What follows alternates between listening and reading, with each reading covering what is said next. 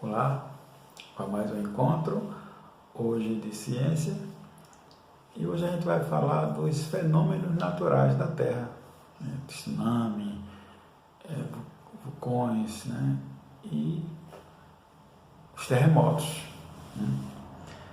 Mas vamos ver um pouco a constituição da Terra, lembrando que não é apenas a ação humana que causa alterações no ambiente. Eventos naturais, como terremoto, vulcanismo, também podem modificar drasticamente a paisagem. Essa imagem retrata a cidade de Lisboa, em 1º de novembro de 1755, quando foi atingida por um terremoto seguido de um tsunami. A cidade portuguesa foi quase que totalmente destruída. E cerca de um quarto da população, 25% da população morreu. A tragédia como essa continua acontecendo no dia de hoje e afeta a população de vários países. Com diferença de que atualmente a tecnologia é capaz de prever com antecedência os fenômenos que causam esse acidente e assim minimiza o número de mortes e outros prejuízos. Há 2 semanas atrás nós tivemos um abalo sísmico fortíssimo aqui no nosso país vizinho México, certo? Teve isso, essa semana aconteceu isso. Para entender como os terremotos, as erupções vulcânicas acontecem, é preciso recordar como é a estrutura interna da Terra. Documentos antigos indicam que as ideias e explicações sobre o interior do planeta, embora considerados fenômenos concretos, como erupções vulcânicas, tinham cunho religioso e místico. Somente a partir do século XVIII, com o surgimento da ciência moderna, dados mais empíricos começaram a ser considerados. A geologia, ramo da ciência que estuda a origem, a história, a vida e a estrutura da Terra, progrediu muito nos últimos tempos. Entre 1906 e 1936, cerca de 30 anos, o modelo da Terra foi estabelecido contando com o trabalho de cientistas como o geólogo britânico Richard e os sismólogos, cientistas especializados no estudo de tremores de terra, como Andrija e Ige, esses dinamarqueses. E só para lembrar que agora, essa finalzinho de semana, tivemos um abalo sísmico fortíssimo aqui no país mexicano, e causou alguns problemas para os mexicanos. E de acordo com esse modelo, o planeta Terra é formado por crosta, manto e núcleo. Cada uma dessas camadas tem composição dinâmica diferente. Bom, aí na imagem vocês observam aí a divisão das camadas. Então essa parte superior é de azul, essa parte superior do manto mais rígida, com a costa terrestre, recebe o nome de litosfera. Essa costa terrestre, essa parte azul que vocês observam, a parte vermelhada aí é o manto. Ela junto compõe a litosfera. Essa camada mais externa sobre a qual vivemos, essa costa terrestre, essa parte azul, ok? É composta de rochas e minerais em estado sólido. E a espessura dela, a profundidade de espessura é cerca de 7 quilômetros do leito oceânico a 70 quilômetros nas cadeias de montanhas. Quer dizer, bem grossa. E aí você vê no outro lado aí, ó, essa parte azul, camada aberta da costa, né? Essa parte de fora aí, ó, material também rochoso, né? Rochosos, em estado sólido, e em algumas regiões, por conta da altura da temperatura, o material rochoso parece meio pastoso, né? Meio não, parece pastoso, tá?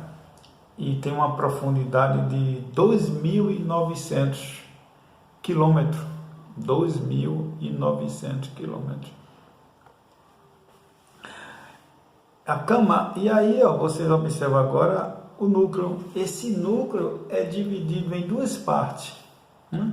Imagina um ovo, né?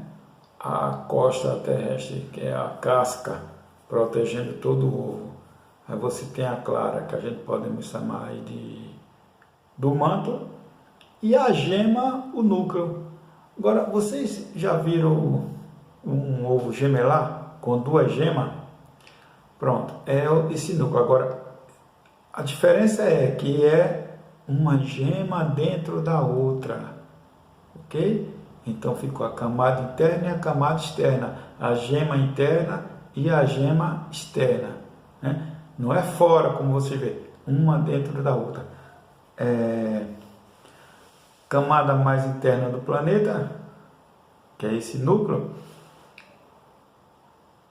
a composição dela, metais como ferro e níquel em estado líquido, isso no núcleo externo, e em estado sólido no núcleo interno.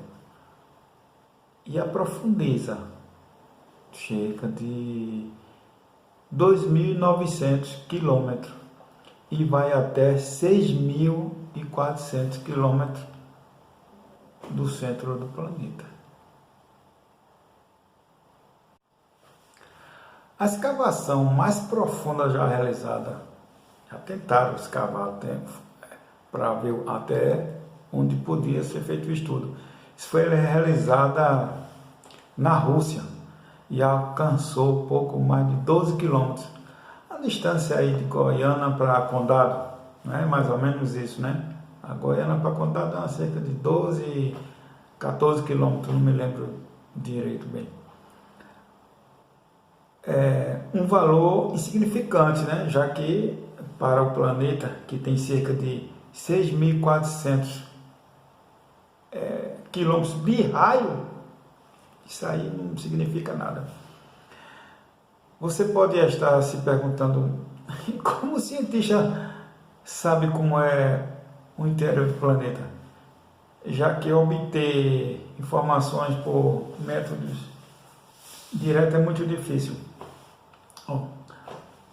Muitas informações foram obtidas por métodos indiretos, como cálculos da densidade média da Terra, medida de temperatura no interior de Minas e túneis subterrâneos, e ainda análise de material extravasado de erupções vulcânicas. Eles estudam isso aí e conseguem ter uma ideia. As placas tectônicas. Após a Segunda Guerra Mundial, um desenvolvimento de equipamento e tecnologia mais avançado, com sonares, foi possível conhecer o fundo dos oceanos e surgiram novas evidências de que o continente realmente se movia. Ele não era uma coisa parada. Duas dessas evidências foram observações das cadeias montanhosas submarinas, denominadas dorsais ou cadeias meso-oceânicas, que poderia representar a ruptura produzida durante a separação dos continentes e a dilatação das rochas que compõem essas cadeias montanhosas submarinas. Os cientistas comprovaram então que a costa terrestre e a parte superior do manto formam a litosfera. E ela não é contínua, mas composta por placas, a chamada placas litosféricas ou placas tectônicas, né? E na década de 60, ainda descobriu-se que essas placas se movimentavam, embora lenta, ok? Mas tinha o movimento.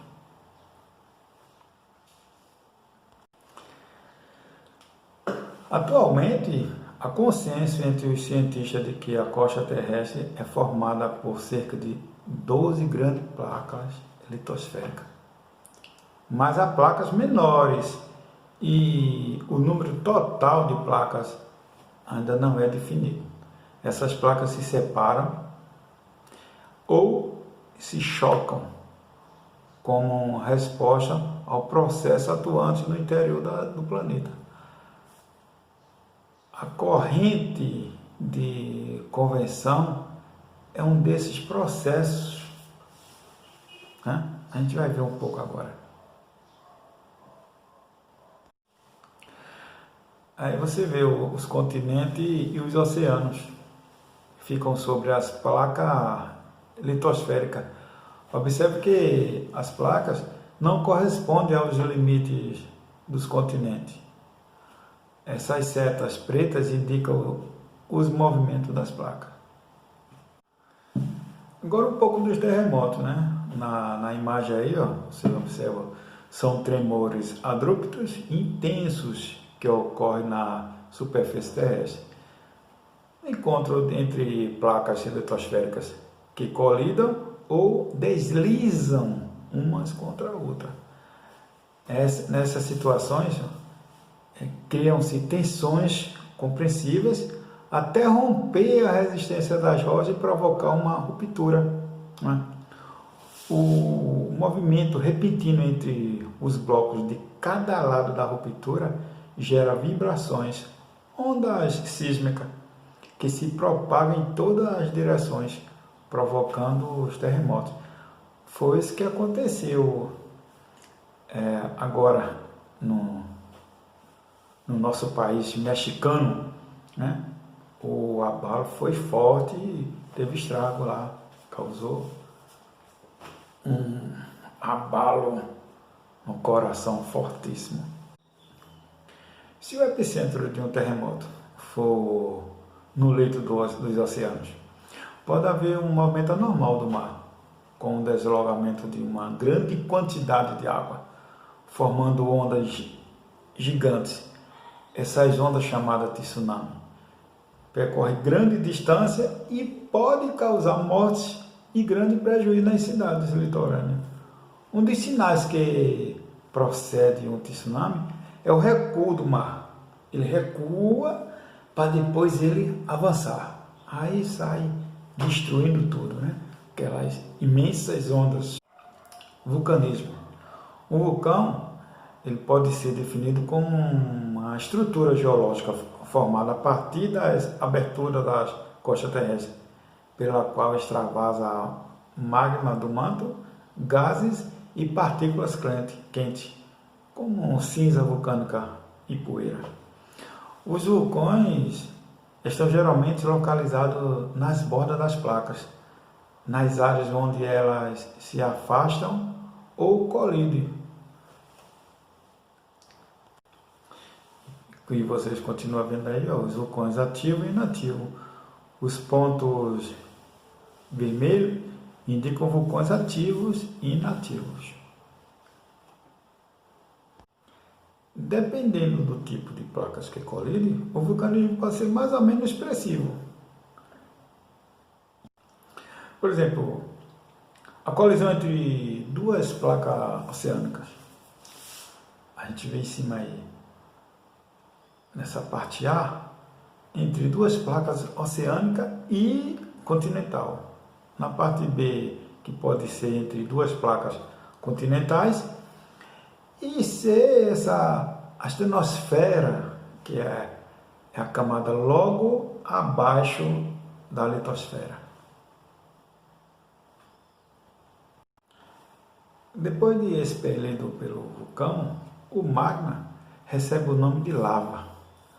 Ao se resfriar, a lava pode dar origem às rochas magmáticas, também chamadas de ígneas. Com o tempo, essas rochas magmáticas dão origem a solos férteis, ricos em nutrientes, ideais para o desenvolvimento das plantas. Por isso, ao longo da história, apesar dos riscos de erupções vulcânicas, várias cidades se desenvolveram próximas aos vulcões, por conta dessa lava, né, que é riquíssima para o solo fértil para a plantação. E a formação do relevo, né? Quando duas placas litosféricas se chocam, duas bordas podem ser comprimidas e erguidas, né? Dando origem às cadeias montanhosas, também chamadas de cordilheiras, as cadeias dos Andes.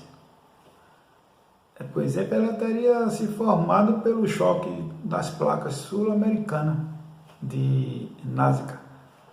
A placa de Nazca, mais densa, afundou em direção ao magma, enquanto a placa sul-americana, menos densa, sofreu deformações, originando grandes cadeias de montanhas e vulcões. E o deslizamento entre placas pode originar falhas no terreno, como a falha de San Andreas, localizada no oeste dos Estados Unidos. Afastamento entre duas placas, permitindo a disposição do magma entre as placas, que com o resfriamento forma nova costa oceânica, como as cadeias mesoceânicas. Erupções vulcânicas no fundo do oceano pode também originar ilhas vulcânicas.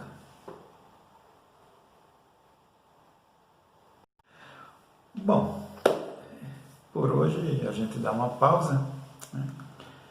Eu vou deixar uma atividadezinha aqui para vocês, abaixo desse vídeo. Vocês, como eu já falei lá no vídeo de chamada, né? Vocês apareçam, tá certo? Faz esse exercício e envia para mim no PV, ok? Para a gente começar a colocar as notazinhas e registrar o que tem que ser registrado. Então, até o próximo encontro.